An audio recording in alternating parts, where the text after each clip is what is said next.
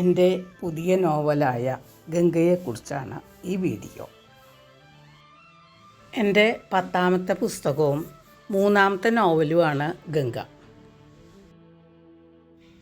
ആ നോവൽ എഴുതാനിടയായ സാഹചര്യമാണ് വിശദീകരിക്കുന്നത്. ഉത്തരാഖണ്ഡിൽ ഗംഗാനദിയുടെ തീരത്തുള്ള ഹരിദ്വാറിലാണ് ഈ കഥ നടക്കുന്നത്. നോവലിൻ്റെ ദൈർഘ്യം ഒരേ ഒരു ദിവസമാണെങ്കിലും ഒരുപാട് കാലത്തെ ചരിത്രം ഈ കൊച്ചു നോവലിൽ പറയുന്നുണ്ട്. വായിക്കാൻ കൂടില്ലേ? മഹാഭാരതത്തിലെ ഗംഗയുടെ കഥ നിങ്ങൾക്കറിയില്ലേ?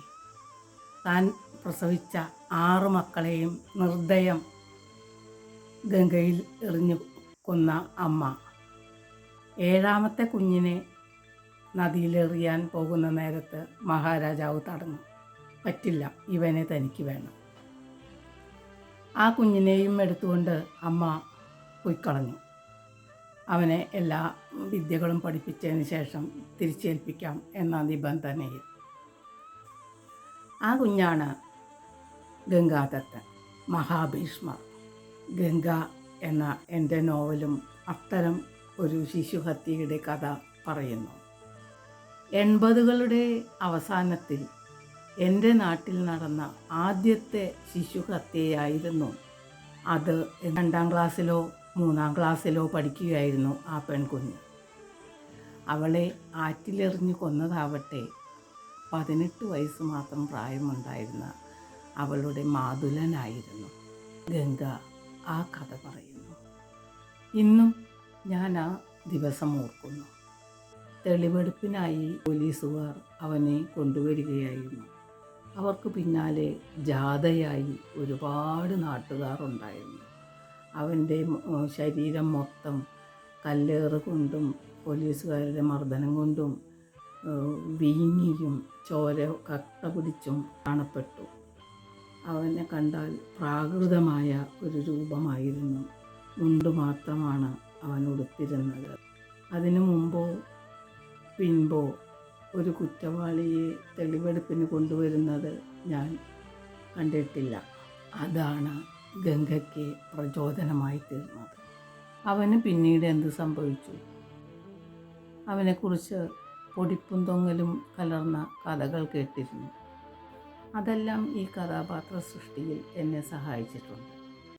ശിശുമരണങ്ങൾ നിത്യേനയെന്നോണം നടക്കുന്നു. പെറ്റുവീണ കുഞ്ഞിനെപ്പോലും ലൈംഗികമായി പീഡിപ്പിച്ചു കൊല്ലുന്ന നരാധമന്മാരുടെ നാടായി കേരളം മാറിയിരിക്കുന്നു. അന്ന് പക്ഷേ ആ കുഞ്ഞിനെ ലൈംഗികമായി പീഡിപ്പിക്കുകയോ അല്ലെങ്കിൽ കുഞ്ഞിൻ്റെ ദേഹത്തുള്ള ആഭരണങ്ങൾ മോഷ്ടിക്കാൻ ശ്രമിക്കുകയോ ഒന്നും ചെയ്തിരുന്നില്ല. ആ കുഞ്ഞിനെ അവന് ജീവനായിരുന്നു. അവൻ്റെ മനസ്സ് നിരന്തരം വിലപിച്ചിട്ടുണ്ടായിരിക്കും. ഈ നോവലിലെ മുഹമ്മദ് റാഫി അവനെ ജീവിതത്തിലുടനീളം മാമ എന്നെ കൊല്ലല്ലേ എന്ന ആ കുഞ്ഞിൻ്റെ വിലാപം, അന്ത്യനിമിഷങ്ങളിലെ ആ വിലാപം ജീവിതകാലം മുഴുവൻ അവനെ വേട്ടയാടി. ഒരു പോള കണ്ണടയ്ക്കാൻ അനുവദിക്കാത്ത വിധത്തിൽ ആ വിലാപം സദാ അവൻ്റെ ചെവിപ്പുറത്തുണ്ടായിരുന്നു. സൽസ്വഭാവിയായിരുന്നു ആ പയ്യൻ. ഒരു മുസ്ലിം കുടുംബത്തിലെ മൂത്ത മകനായിരുന്നു അവൻ. ആ ഇത്തയ്ക്ക് 4 ആൺമക്കളും ഒരു പെൺകുട്ടിയും ആയിരുന്നു മക്കൾ. വളരെ സമ്പന്നവും അഭിജാതവുമായിരുന്ന ഒരു കുടുംബമായിരുന്നു അത്. 6 മക്കളിൽ ആ പിതാവിൻ്റെ സ്നേഹത്തിന് ഏറ്റവും കൂടുതൽ പാത്രീഭൂതയായത് മൂത്ത മകളായിരുന്നു. അതുകൊണ്ട് തന്നെ ആ പിതാവ് അവളെ അവളുടെ ഭർതൃഗൃഹത്തിലേക്ക് പറഞ്ഞയക്കുകയുണ്ടായില്ല. അന്നത്തെ ഇന്നത്തെയും സാമുദായികമായ ഒരു ആചാരം അനുസരിച്ച് പെൺകുട്ടികൾ വിവാഹിതരായാൽ ഭർത്താവിൻ്റെ വീട്ടിലാണ് ജീവിക്കുക. ഒരുപക്ഷെ മുത്തശ്ശൻ്റെയും മുത്തശ്ശിയുടെയും അളവില്ലാത്ത സ്നേഹലാളനകൾ അവനെ വഴി പിഴപ്പിച്ചിട്ടുണ്ടായിരിക്കും. എന്തായാലും തൽസ്വഭാവിയായിരുന്ന ആ പയ്യൻ അവൻ്റെ ഉമ്മയുടെ കസിൻ സിസ്റ്ററുടെ കുഞ്ഞിനെ കൊന്ന് കനോലി കനാലിൽ എറിഞ്ഞു. മൂന്നാം പക്കം കുഞ്ഞിൻ്റെ ശവശരീരം പൊന്തി. പല കഥകളും അക്കാലത്ത് കേട്ടു. അതിൽ പ്രധാനമായിരുന്നത് ആ കുഞ്ഞിൻ്റെ അമ്മയോട് അവന് തോന്നിയ ഒരു വാശിയും വൈരാഗ്യവും അത് തീർക്കാനുള്ള ഒരു ഉപാധിയായി നിർഭാഗ്യവശാൽ ആ കുഞ്ഞ് മാറുകയായിരുന്നു. ആ അമ്മ ഇന്നില്ല.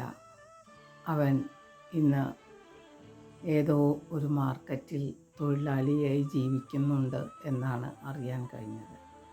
അതേ തുടർന്ന് ആ കുടുംബത്തിനുണ്ടായ മാനഹാനി കാലക്രമത്തിൽ ആ കുടുംബം തന്നെ ഇല്ലാതായി. തീരദേശത്തെ ഏറ്റവും വലിയ ഹോട്ടലാണ് ഇന്ന് ആ വീടിൻ്റെ സ്ഥാനത്ത് നമുക്ക് കാണുക. Ashoka service apartments. ഗംഗയുടെ ചർച്ച അശോകയുടെ വിശാലമായ കോൺഫറൻസ് ഹാളിലാണ് നടത്തിയത്. സഹൃദയനായ അതിൻ്റെ ഉടമസ്ഥൻ ശ്രീ അശോകൻ കല്ലാട്ട് കോൺഫറൻസ് ഹാൾ തീർത്തും സൗജന്യമായിട്ടാണ് ഞങ്ങൾക്ക് വിട്ടു തന്നത്. Thanks to അശോകേട്ടൻ. ഹരിദ്വാറിലെ ആശ്രമത്തിൽ അവധൂതനായി നടക്കുന്ന മുഹമ്മദ് റാഫി തൻ്റെ 2 സുഹൃത്തുക്കളെ കണ്ടുമുട്ടുകയാണ്. അവരുടെ പൂർവ്വകഥയും പിന്നീടുണ്ടാകുന്ന കഥയും അറിയാൻ ഗംഗ വായിക്കുക. നിങ്ങളിൽ എത്ര പേർ വായനയെ ഇഷ്ടപ്പെടുന്നവരായിട്ടുണ്ടാകും എന്ന് എനിക്കറിയില്ല. എല്ലാവരും ഈ കൊച്ചു നോവൽ വാങ്ങണം, വായിക്കണം എന്നാണ് എൻ്റെ ആഗ്രഹം. ലോഗോസ് ബുക്സാണ് പ്രസാധകർ. അവരുടെ നമ്പർ ഡിസ്ക്രിപ്ഷനിൽ കൊടുക്കുന്നുണ്ട്. 250 രൂപ GPay ചെയ്യുകയോ മണി ഓർഡർ ചെയ്യുകയോ ചെയ്താൽ പുസ്തകം നിങ്ങളുടെ പക്കൽ എത്തിച്ചേരും. VPP ആയും അയക്കുന്നതാണ്.